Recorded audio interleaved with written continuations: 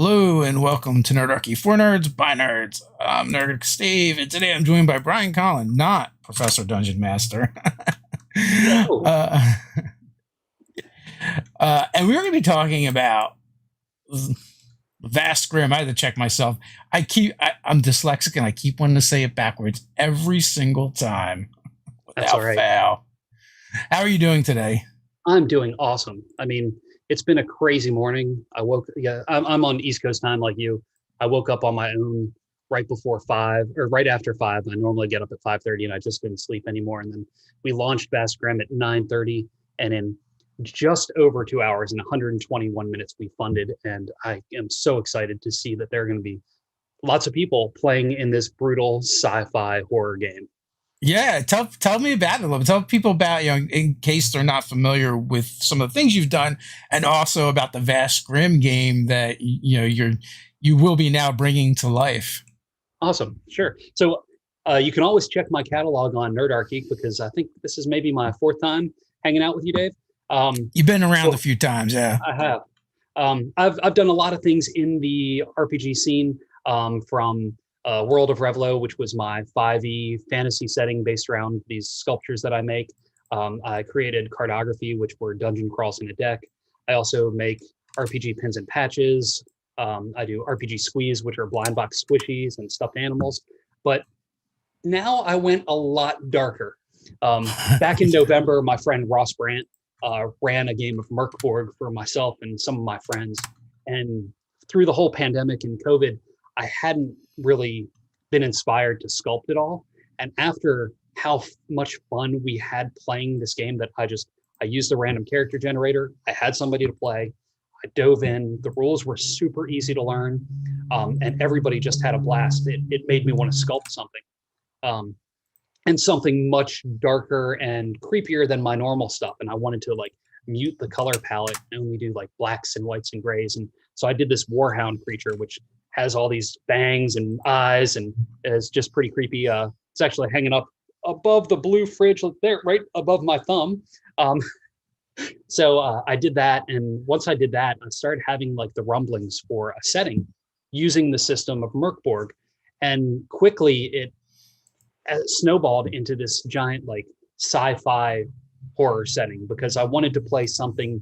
I wanted to play something different. I'd been doing fantasy for quite some time, and I hit up my buddy Ross, and I was like, Ross, I've got the ideas for this. You want to join in and help? And so he helped do with a lot of the initial concepting, and he's done a lot of the writing as well. And then that was December that we started putting it all together. And I'd already started working for Infinite Black, like doing freelance work. And I've been friends with David for years after meeting him at Gen Con. And in January, I got hired on as part of the team. And right after getting hired on, I was like, okay, Infinite Black, they have their fans that love horror.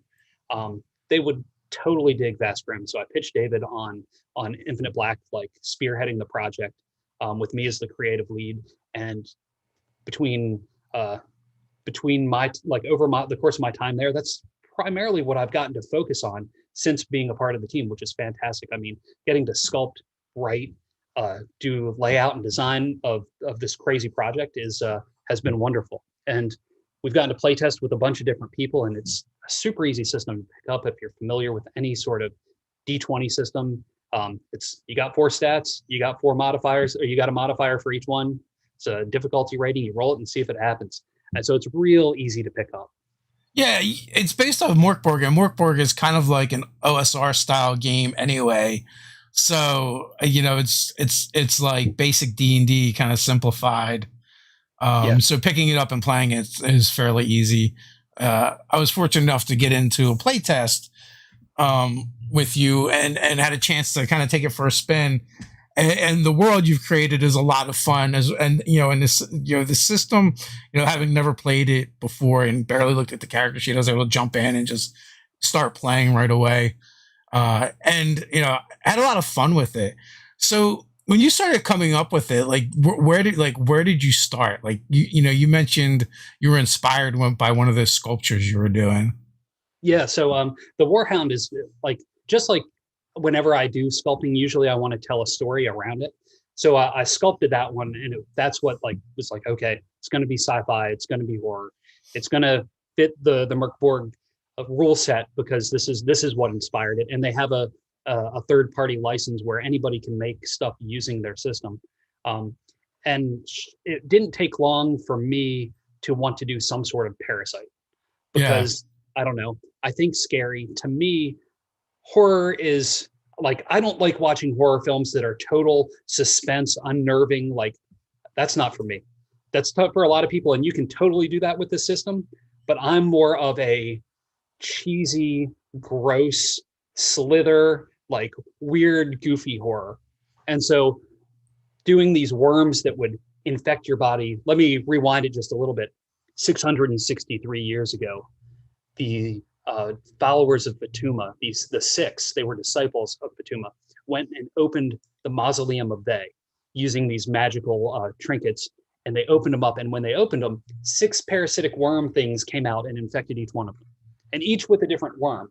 And as they went to the different planets, different exoplanets, space stations, they then began infecting other people with these worms that were inside of them. And those people then eventually, if their bodies survived, became the Grimm.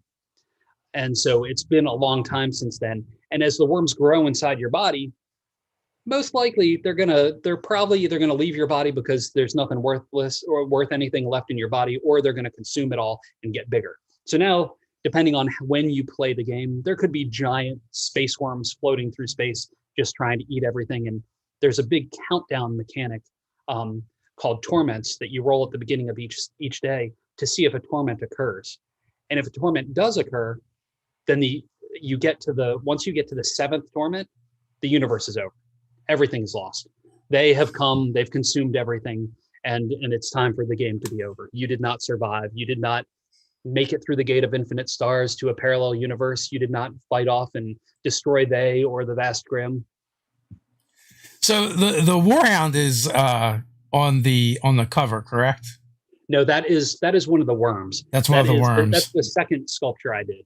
And that one I had started to do, and I put in the first rows of teeth, and then my son, who's 11, he was like, you need to put rows all the way inside of it. And so I started doing that. Yeah. And that's what really made it terrifying. Well, I mean, I kind of broke your balls a little bit about this, but when I looked at it, I saw like the face of a Sharktacon. And, yeah, totally. And I mean it in a good way, because it looks awesome. Nice. And also, like, you know, that was the Transformers movie, and that was like in the 80s. So like the aesthetic for the Sharktacons is kind of like that same, because it definitely has this retro vibe to it. Yep. That looks super cool, and it's an awesome aesthetic, which I've shown off to the people's one of the promo images you had sent me. Awesome. Just because it looks so cool. So that means I have to look up and see what the Warhound is. I think it's got to be on one of the graphics somewhere. It's on if you go to our itch page, or if you go to our campaign page and find where it has download a sample, it's one of the page spreads that's in there, because we've got the Void Revenant and the Warhound as some of the monsters that are in the back of the book. You'd mentioned the colors. So one of the things with Merkborg, they're very yellow and black. I wanted to do this very cyan and magenta, very retro-y, retro future looking. And there's a lot of that incorporated into it. And that's why you see a lot of those colors in the dice, and the grimoires that hold the dice as well. But then as we explored more of the book, as Ross and I started doing the layout of the book, we saw that we needed to introduce more color, just to have, we want all the page spreads to look different, but look like they belong together, and still have like a kind of a punk edge to it. Whereas Merkborg's very metal. I grew up listening to more of the punk rock, and I wanted to give it a mohawk. You can't go wrong with a mohawk. Now, down in the description, folks, as always, there are links to the GameFound page, as well as to one of the actual plays you've done, and might have some other links there as well for you to go check things out. But people can go download like a quick start, right?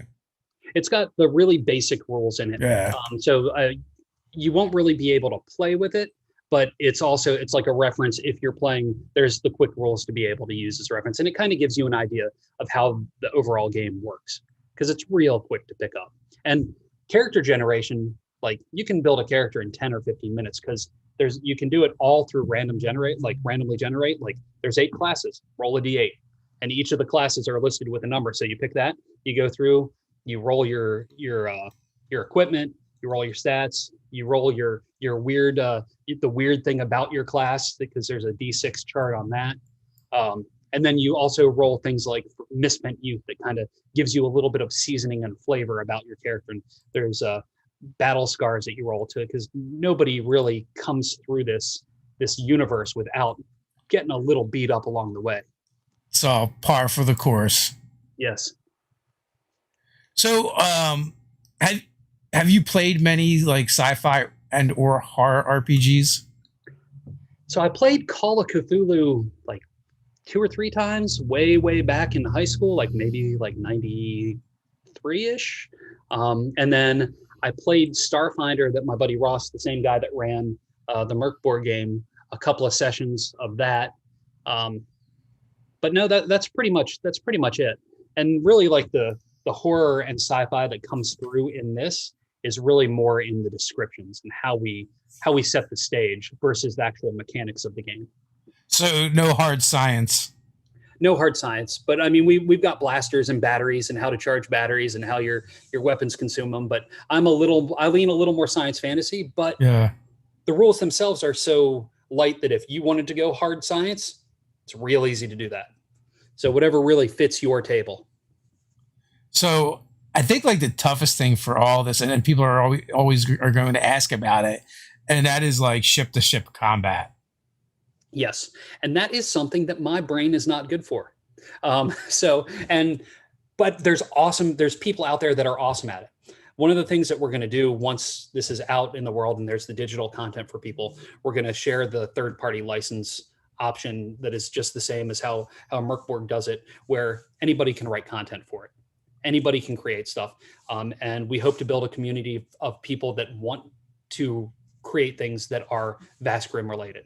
So somebody that's got a better brain for that sort of thing is going to come up with some ship mechanics, and I'll be like, hey, I love what you did. Can we put this here? And then figure out how to compensate them for it. Makes sense. So you've also done some other things, like you've done some 5e D&D stuff as well with your World of Revlo. Did you also do a Fate version of that as well? So I started it out in Fate. Yeah. And because for the longest time, after 3.5, I played Fate for a really long time and I was super into it. But when I started teaching my son RPGs, he couldn't latch on to that because there weren't all the tables and charts that D&D has. Mm-hmm. So he was really into like all the 5e content. So when I went to make Revlo, I couldn't, as much as I wanted to do it in Fate, I needed to do it in 5e so he'd be excited about it. And now that he's 11, he loves Vast Grimm. We just had a family game for the first time this past weekend on Saturday. It's the first time my wife had played an RPG since she's played D&D once with me in the 20 years we've been together. And it's the first time that she's like actually been, yeah, okay, let's play again. And we all played again on Sunday and took the same characters, and we used random characters. And my daughter, who's 7, played. I toned down the gore and the violence just a little bit. But she's a pretty tough kid, so she could take a lot of it. But so going back to Fate, there's a lot of things about Fate that I really like, and I like a lot of the things that help keep it a little simpler. And that's part of what grabbed me about Mercborg. It was just like, okay, I read this. I don't need the mechanics are not difficult. It's all just really painting the picture and putting people in the mindset of this is where my character is. This is where my legion or my group of players is, and this is who they are, and this is the setting they're in. And it's really more about being immersive in that way. So there is hope. Twice in 20 years, right? Right. Honestly, though, my wife just started gaming a couple years ago, or not even. I don't even think it was a couple years. It's not even like there was a couple like one-off family games that we tried, and like games that would kind of like stopped and started.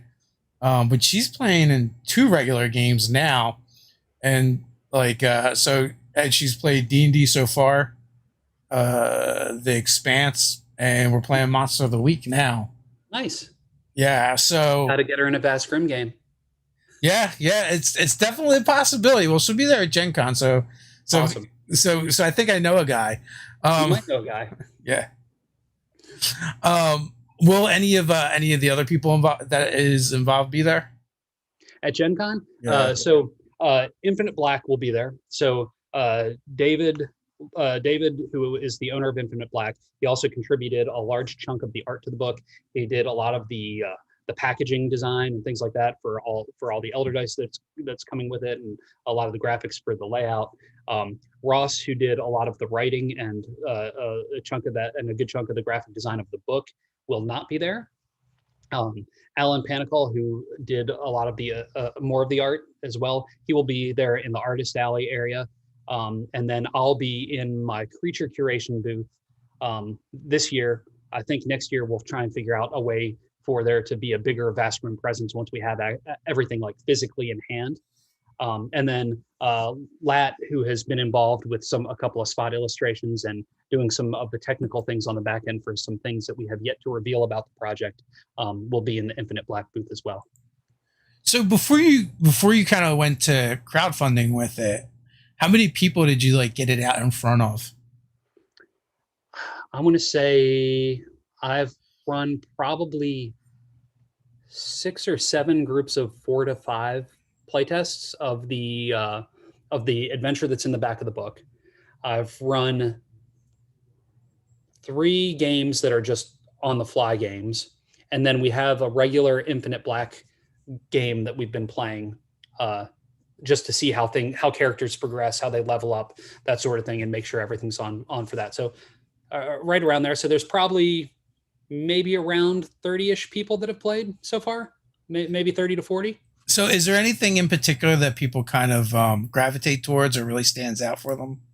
So it's weird, like people either really embrace the weird darkness of 2 of the classes. 2 of the classes, one is the Devout, which is people that worship Fatuma and want to bring about the end of the universe. And then there are the Harvesters, who go around and they try and make money off of the worms, the parasitic worms that have grown inside of people, and cut them out of people that die in battle. Or the Harvester, they get them and either keep them as pets or go and sell them on black markets in different places. So a couple of people have really leaned into that hard, which is fun to see it go that dark.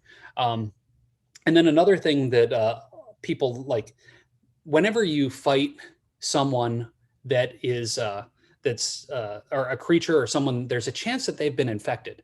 So you have to roll and see if you caught this parasitic worm from them. And once you get infected, you make this check. The first day, it always does something. And there's 1 of 6 worms, and they're called parasitic pains. And you can never have the same pain from that worm twice. And 1 out of 6 of those is you're gone. Like that worm just consumed you and you're just over. But there's also a chance that if you pass your toughness test that day, that you will have a parasitic pleasure, where the parasite, like, it really likes your body. It's happy that it's in there and it's going to try and protect it for as long as it can. And you roll on the chart on that to see what pleasure you get and what benefit you get from having the worm inside of you. Interesting. I didn't think Viagra would be replaced by worms in the future. Yep. I know from the game that I played, like, once we encountered, like, we had split the party, a couple of party members were fighting, someone had been infected, and like my go-to was like, we should probably just space them and be done with it. And also the other thing, like my other takeaway was, like, the people in this world are really into poking the bear. Like, why is everyone playing with these worms? They're going to just turn you into a space zombie. What is wrong with people? People like they like the dark. They like that weird twisted edge. So yeah, I mean, you've done a good job with creating the lore and finding like a simple system that could kind of fit it into. Have you thought past this crowdfunding project, like, to where you want to go with it? Totally. Like I've mapped out the next 2 years of where I want to take this project. And me, I don't slow down. There's a lot that I want to cram into those 2 years. You're always hustling, man. You've always, I'm excited for you as someone who's been following you for a couple of years now, and we've kind of become friends over the years. Yeah. And I always talk about you on the live chats because Thanks. because like first impressions are everything, right? And I think for most of us, our first impression with you, if we met you at a con, is like a big monster head sticking out into the aisle, right? And you're like, what is that? And then there's like a bunch more of these like critters, some of them horrifying, some of them adorable. And you've made these like really cool, vibrant worlds that you've literally kind of brought to life physically. Like it's one thing to see an illustration or a picture of something, but it's completely different to see, something three-dimensionally and you can touch it, and it's super cool. And when you showed me like the promo for this, I was like, I think this is going to do really, really good. It's got a really unique and awesome aesthetic. And also like, I feel like people just love that like 80s kind of like techno color, fluorescent, New Yorker shoelaces kind of feel. Thank you. Yeah, I think so too. Sorry, I got totally distracted. There's somebody knocking at my door that's here to repair my washing machine, and my wife hasn't answered the door yet. Yeah, happens. So I step away for 1 second. I'm so sorry. That's okay. So, folks, as always, if you have not checked out Vast Grimm, there's links in the descriptions. You should check out the primer and just kind of see what it's about. It was a fun game to play. I really enjoyed it. I'll throw up the image again so you guys can see the cool things that, the image on the cover is actually one of the worms that Brian had sculpted. If you're ever at a convention where Brian is, Creature Curations, you need to find his booth and check it out because those things are so awesome. Thanks, Dave. I'm sorry about that little hiccup. Yeah. Also, one of my favorite ads that you paid someone to do when you ran some ads for your squeezes with Jacob from XP to level 3 were pretty freaking hilarious. Yeah, that was fantastic. And also, like, I think like Ted has a couple of them in the keychains. My brother does. So like they keep like popping up in my life. I thought that Friant had to be related to you because I know one of your brothers, but do you have more than one? I do. There's two. Okay. There's another. Yeah. I saw the other and I saw it was from the same part of the country as you're in. And I was like, I wonder if they're related. They've got to be related. There's not like it's not a super common name here in the States. Okay. I believe there are more in France. Okay. But not so much here in the States.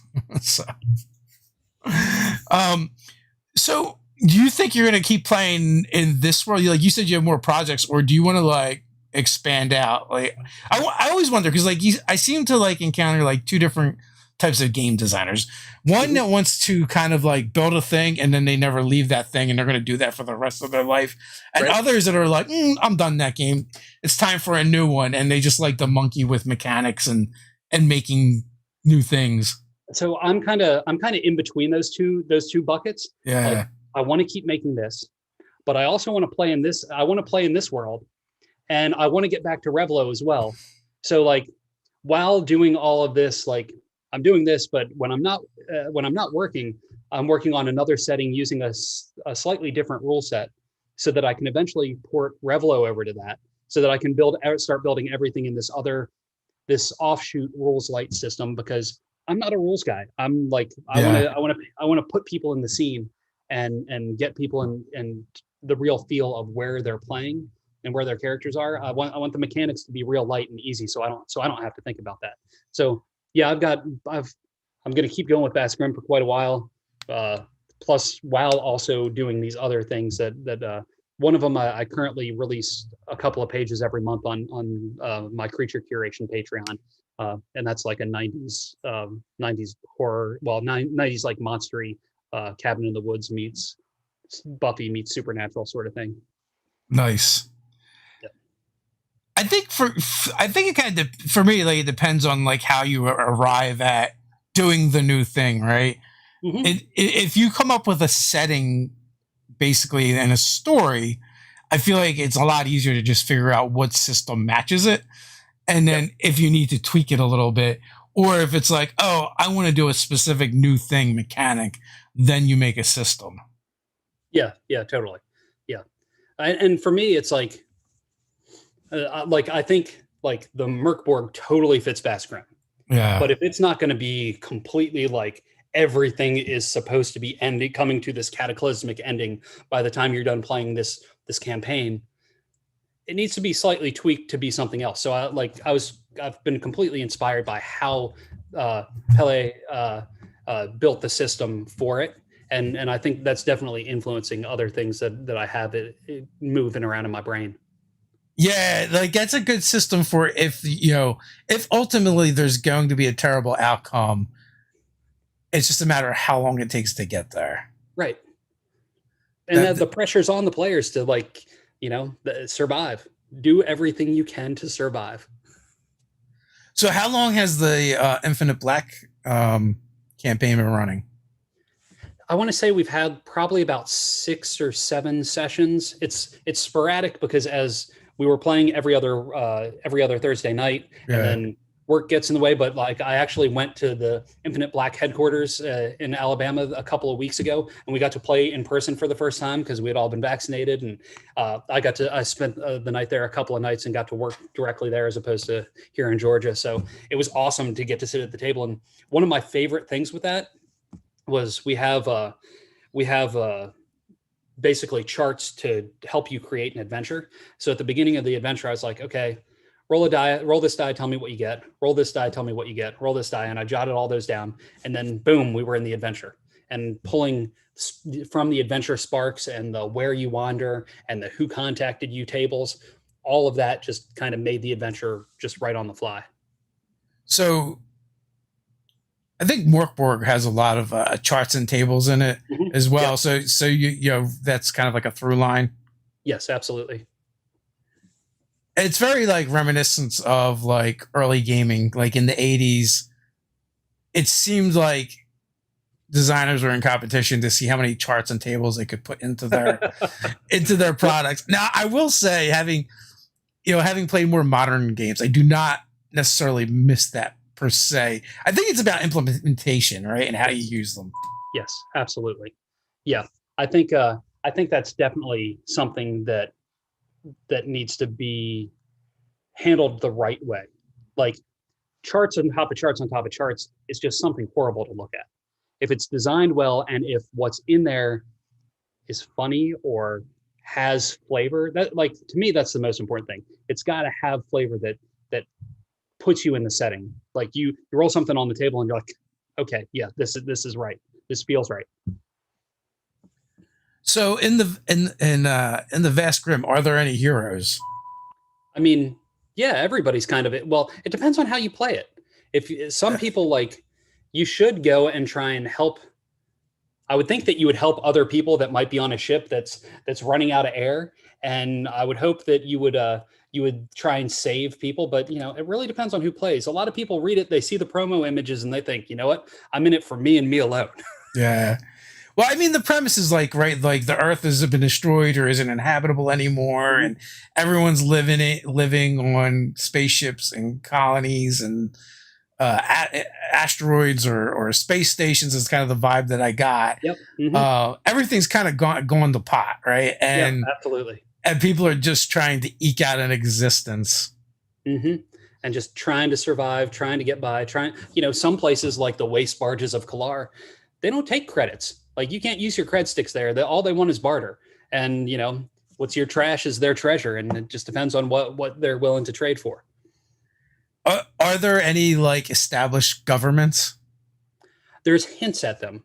Like there's a hint at the king of the waste barges. And there's little hints about like who kind of rules Marauder's cryosphere, which is kind of like this kind of ice planet where ships land down and all connect together in like kind of like a spoke wheel system, making this weird, almost like kind of a weird futuristic Mos Eisley kind of feel, like is scum and villainy and all that stuff. So a lot of this, especially for me, like I've been playing RPGs since I was in 4th grade, and for me the fun is getting the spark from what somebody else has put down and then telling my own story with it.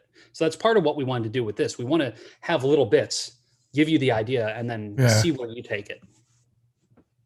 That definitely, that makes a lot of sense, because it definitely is like a total like a collapse of society feel to it.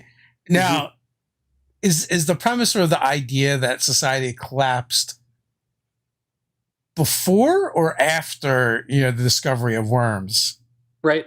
Well, so some people thought that like the Grimm that were coming early on, like right after the six got infected with the worms, a lot of them thought that they were the saviors. They were going to be the ones that like got humanity on the right path. And so war planets went to war against each other, exoplanets went to war against each other. So for a while there was a lot of rivalry there. But then as humanity kept losing and falling behind, and there were less and less people around, then that's when people started to band together. But there's space raiders now who they're just out there for themselves, and they'll be happy to slit your throat or put a blaster through you, if they like what you've got on you. Now I know you said you wanted to kind of put it out there that you like just these like nuggets of information for people to build on, Mm-hmm. without elaborating on them. Do you have your own like headcanon that you're using, that may or may not make it into products in the future? Yeah, totally. And some of that, I mean, a lot of that really comes from playing. Like, okay, this happened at the Infinite Black playing group. I want this character, and this character is gonna make it into a zine later. That's gonna be canon. Or this happened with playing at home with my family. I've got to work this somehow into the game and into the system. And some of it comes from making art and seeing like, okay, I like that, but where did that come from? And then building from there. Congrats, man! You're closing in on 500 backers. Wow, nice. How did your wife like the game? She really dug it. It was crazy. Like she was ready to play again. I think being able to, one of the things, especially like for new players, that I think like if you're playing D&D, sometimes it can take a while to build a character.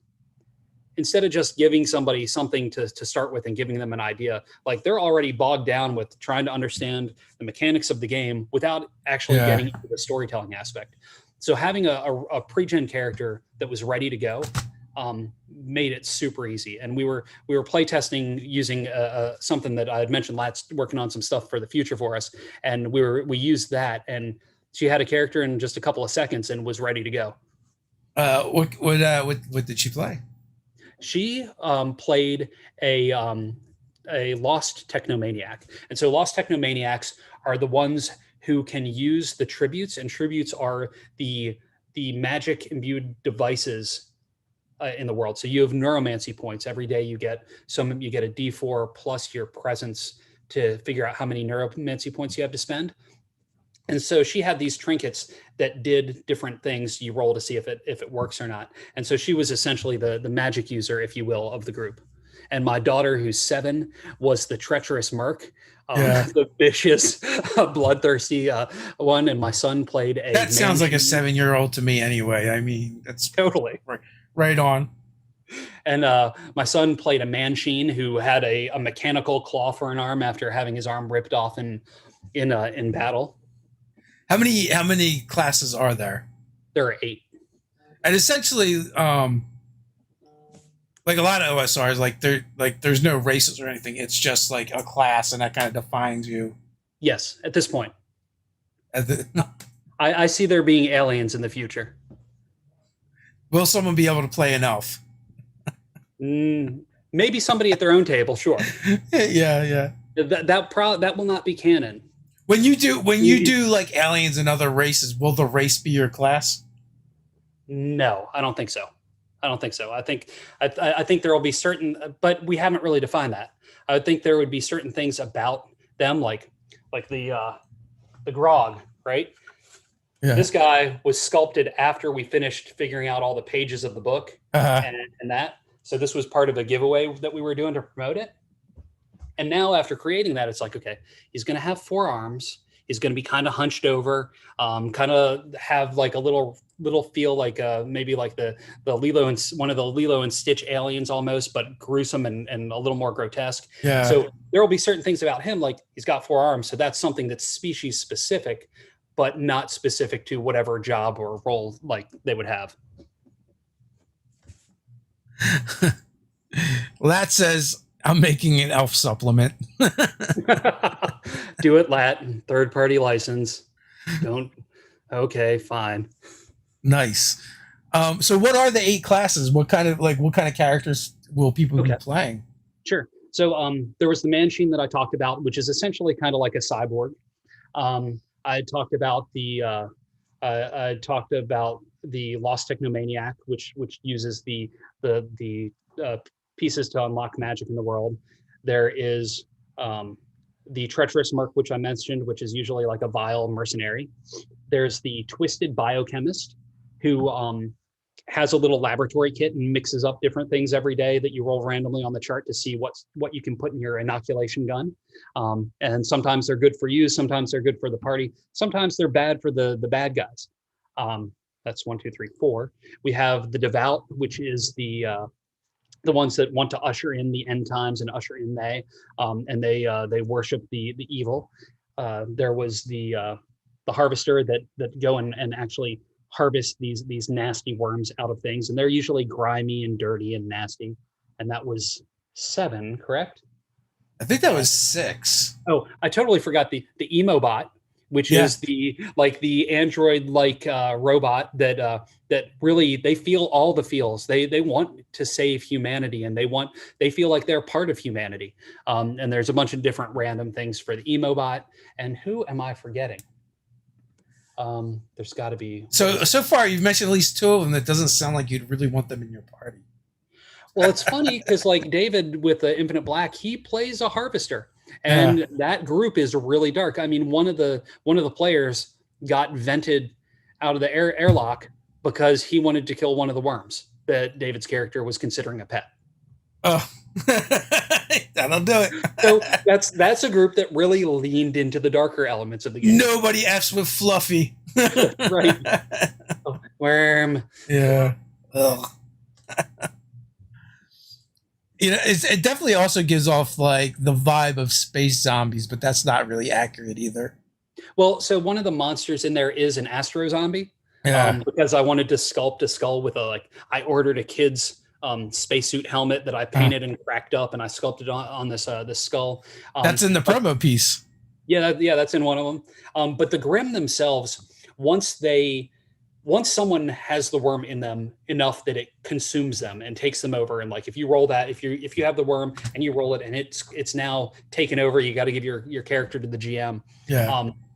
Your eyes turn like this magenta glow, and like in like a lot of horror movies where you start to see veining and stuff going through, these magenta veins start going all through your eyes and all through your face, and you start to have those characters start to have a little bit of a hive mind sort of thing, as they're intelligent, they know how to operate machinery, they know how to use blasters, things like that, and all they want to do is spread the worm and keep spreading the infection of they. As you do. Yep. What's the most gruesome or worst death you've had in one of your games so far? I mean, is it living up to the mortality rate you want? It's not, which is okay, because I like seeing campaigns continue to go on. Yeah. And in the end, everybody's going to die, but this has the legs to really play through and really watch these torments come to pass over the course of a long campaign. Or you could do like short one shots. So like, I think to me, the most brutal death was seeing Bill's character get vented out the airlock by one of the other players. But yeah. Then it's funny because one of the monsters we have in the book is called a void remnant, which is for people that have been vented out of airlocks. They come back essentially as specters and try and destroy the people on the ship. They definitely caught feels over that, is what you're saying. Yep. So it seems like there are also like a lot of supernatural things going on. Now, in the lore, was that always there, or was that part of what gets released, from the vault, or will we never know? I don't know if we'll ever know. I mean, yeah, I don't know. We'll have to see if we go back in time to look at what happened prior to the Mausoleum of They becoming unlocked. I mean, sometimes like the best thing you can do as a creator and designer is to not answer the question, right? Yep. Like Keith Baker did a really good job with that with Eberron and the Day of Mourning, which is like the kickoff event kind of to like that campaign setting. Yep. Where they just never tell you what happened, and it's like every group can kind of like try and figure that out, or the the GM can figure that out. So you have all these alternate versions of what what the catalyst was. Absolutely. Yeah. Having individual groups and tables make it their own. I mean, that's what role playing is all about to me. It's telling stories together with your friends. I was just reading one of the comments that we didn't read the monster chapter before making the decision to launch Bill out into the out the airlock. Oops. Yeah, we hadn't made those page spreads available to the rest of the team yet. Yeah. So the Gallant Goblin wants to know, had players visited the Mausoleum of They yet? No players yet, no. I do have in my little notebook of adventure modules to create. I have an adventure set there. And what is the Mausoleum of They? The Mausoleum of They is an ancient soul obelisk that stands on this planet moon. That's not right. It's this soul standing structure where this ancient evil was locked away who knows how long ago.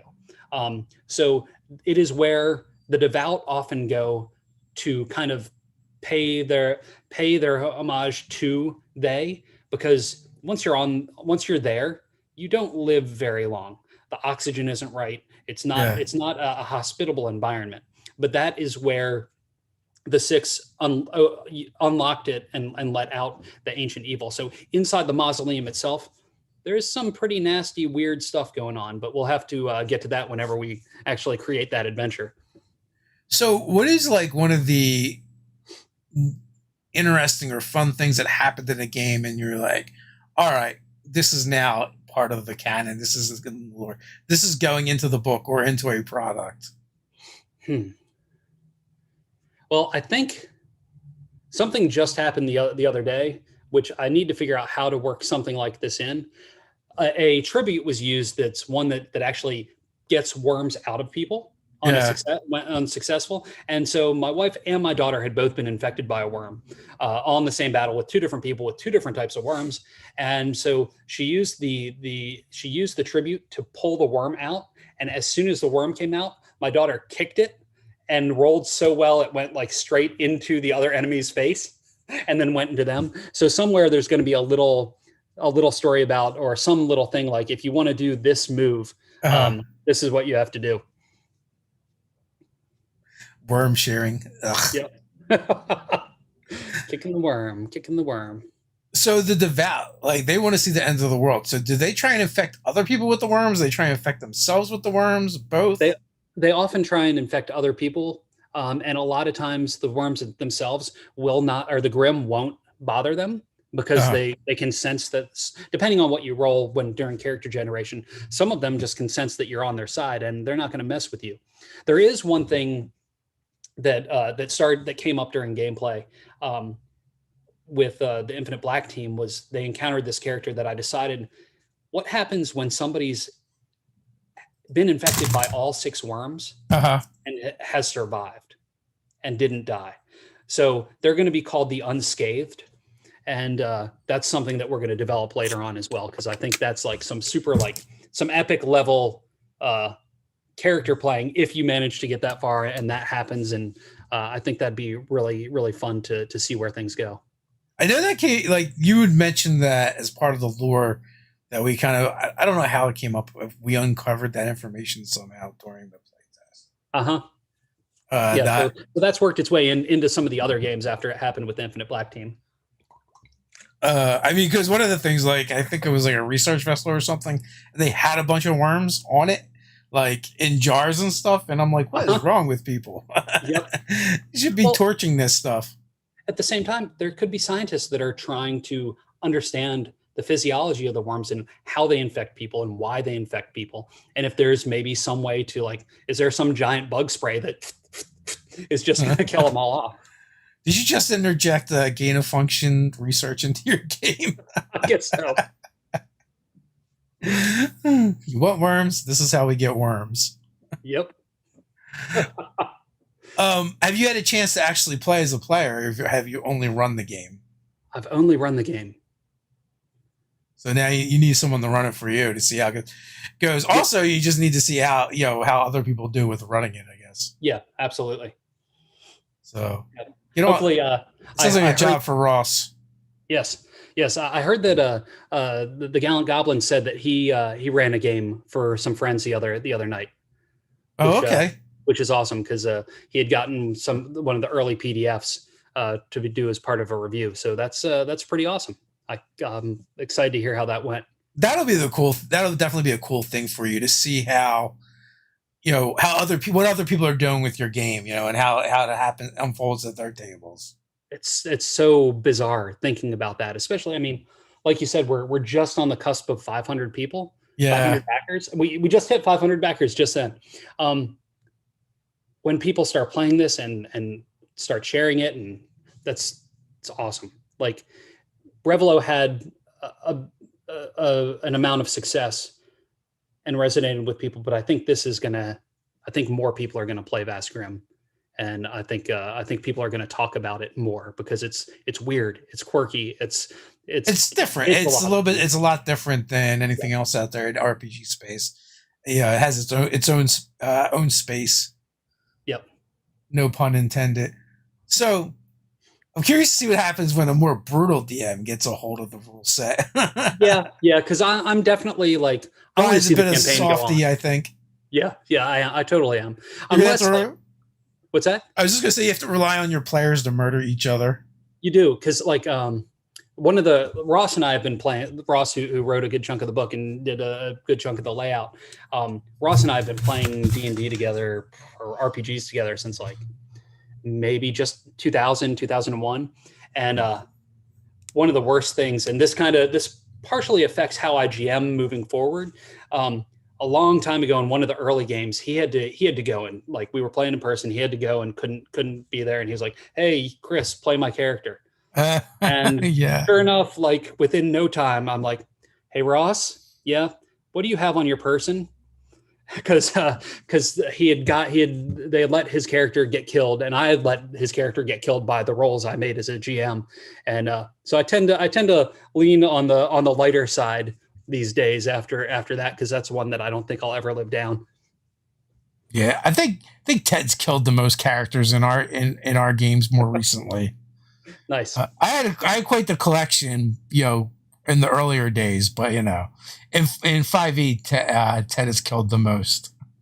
Excellent. I've played Merkborg a handful of times, and I've had two of my characters die already. One of them was because the very first time I played, I didn't understand how omens worked, where you get to re-roll or do certain things. And had I used my omens, my character might have lived to see another day. But you were probably using that shitty VTT that's used.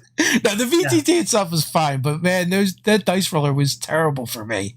Oh god, I didn't roll over a 10 using it. I don't think once. You just gotta roll real dice.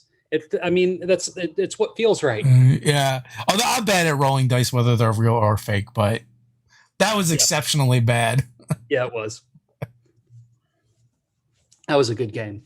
I really enjoyed having y'all play. It was a lot of fun, and I feel like if it had gone on a little bit longer, we would have also murdered some of our own players. Well, not players. Don't murder the players, people. Characters. Right, the characters. Yeah, of course. One of them is a crime, and the other is fun at the right table. Yes. So over 500, huh? 503. Nice. Yeah. And you guys just launched today, so we launched at 9:30 Eastern. So nice. Yeah, I'm excited to see where this goes. I'm excited to see the stretch goals that we have mapped out, how they unlock, and what we get to keep adding to this project, because there's a lot of potential for things we can do and places we can go with it. Now, how much of the book is already done? So it's all written.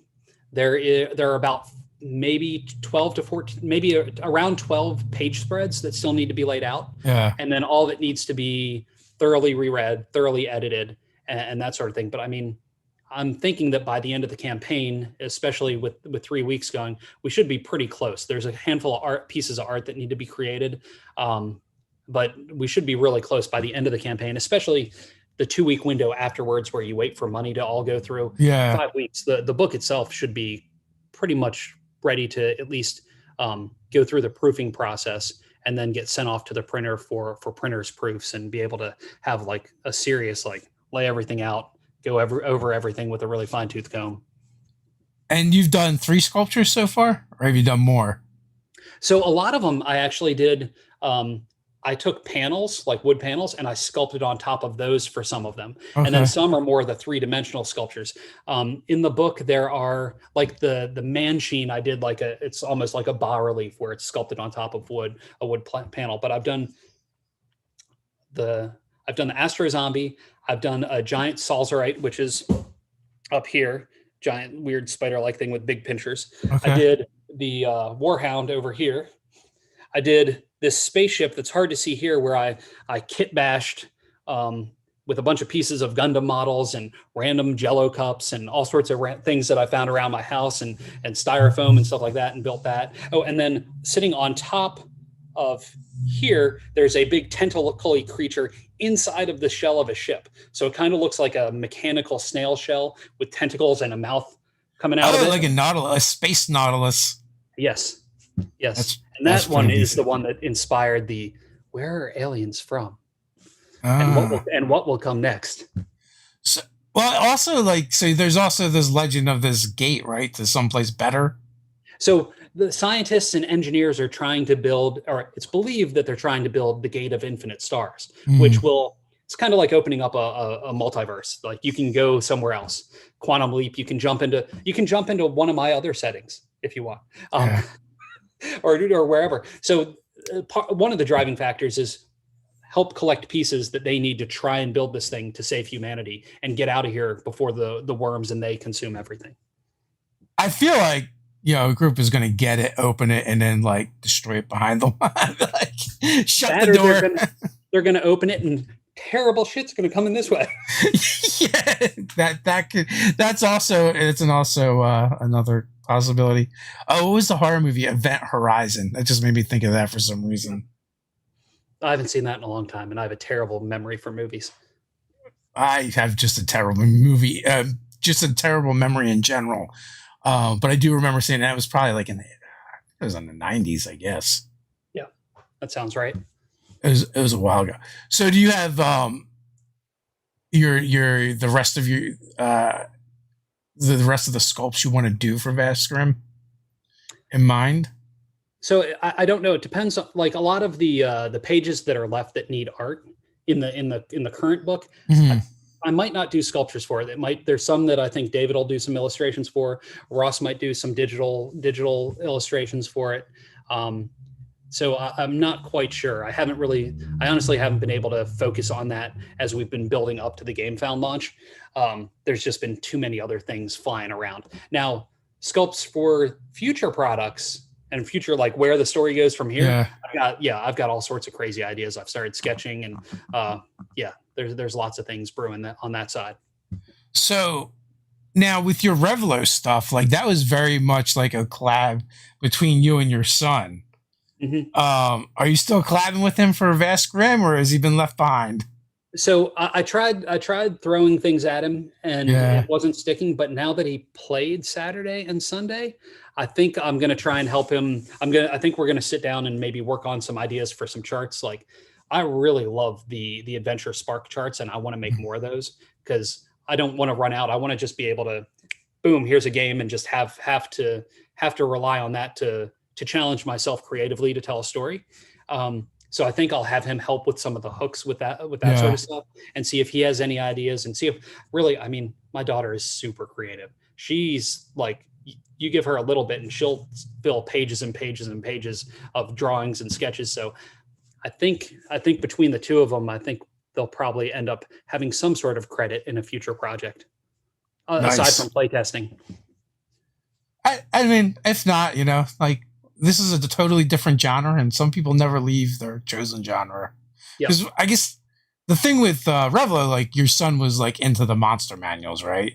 Yeah, totally. And that's Yep. how you kind of came up with that. Yep. And I think once we have the physical, tangible book for Vast Grimm, I think it'll be different too. Because being able to sit there and page through things, it's just different than looking at a PDF on a tablet or a computer. Yeah, the tactile experience is Yep. definitely much different. So that's awesome. So what is the expected delivery date? We have it listed as January of 2022. Part of that is we have a lot of dice that are going to be part of the campaign that are going to need to be manufactured, and that manufacturing lead time on that takes longer than printed books. And we also padded ourselves, just you can never know when there's going to be another global event that's going to slow everything down. Pad it yourself. That's 5 months. I feel like that's a pretty fast turnaround. Well, I mean, by the time the campaign's over, pretty much everything's going to be done, going to be going into production. So, and plus, I need to get this stuff out there because, there's events coming up next year. There's things that are happening. I want people playing as soon as possible. Crowdfunding is really weird, like in the sense that like it's totally kind of moved away from what it was originally created to do. It's like so many people are like they don't want to back something unless it's already done. People don't, a lot of people don't want to put out start their campaigns unless it's pretty much done. But like that wasn't the point of crowdfunding. The point of crowdfunding was like, I want to make a thing. Will you people help me make the thing? True, but so many people have gotten burned by people that wanted to make the thing and didn't have the follow through to actually finish it. That I think we're at a place where you have to have it pretty close to being done, or you have to have a reputation or a proven track record behind you for people to have faith that you're going to be able to get it done. Yeah, I mean that's absolutely true. I guess like I've always looked at it as like I think I have at least one or two projects that I've never gotten this stuff for, and I just like I always just look at it almost like a donation when I do it that I might get the thing for. Yeah, but I don't think everyone shares that nice mentality that you have. No, I don't feel most do for sure. Yep. But I mean, also like I also know people that get kind of angry when they see like established companies that kind of do that too, right? They're like, why are they doing a crowdfunding project? When they could just make it, right? Right. And part of that is like it depends on the scale of the company, I guess. Yeah. If you have a company that's making millions and millions of dollars every time you run a Kickstarter, I could see somebody being unhappy with that, but it's also a totally different business model. I mean, things have changed so much with the advent of crowdfunding. I mean, I wouldn't be where I am today without it. And I'm not one of those giant, like I'm nowhere near anything like that, but it's definitely changed how businesses work and operate. And you just kind of have to, from every side, you kind of have to just accept people are going to handle things a little bit differently and how they approach it to make their business work. Yeah, I mean, 100%. It has definitely changed, what people are able to do, and small creators. You often use it now to kind of fund their companies forward. So you get that, you get a couple, of, and also lets you like reach more people and kind of expand your audience, right? And absolutely, it removes kind of like the internet has removed all these barriers to us getting to the marketplace, right? Mm-hmm. There used to be these gatekeepers. Like if you wanted to write a book, you needed someone to say, okay, you can write this book, or if you wanted to make a game, you needed a company to hire you. Now we can kind of just do it. Yep. Just show you can do it and make it happen. Yeah. So I mean, it's an exciting time to be alive and creating things. It sure is. So we are just up on the hour mark. Final thoughts before we head on out? Go play games with your friends. Make stuff up, use your imagination, and please go check out Vast Grimm. Watch the video. It's totally rocking and weird and cheesy and awesome. If you haven't clicked the video in the top banner, do it because it's just fun and it's only a minute long. Yeah, definitely go over and check out the project. There are links down in the description to go check it out. It's definitely worth taking a look at. It looks fantastic, and it was a lot of fun to play. And until next time, stay nerdy. Stay nerdy, guys.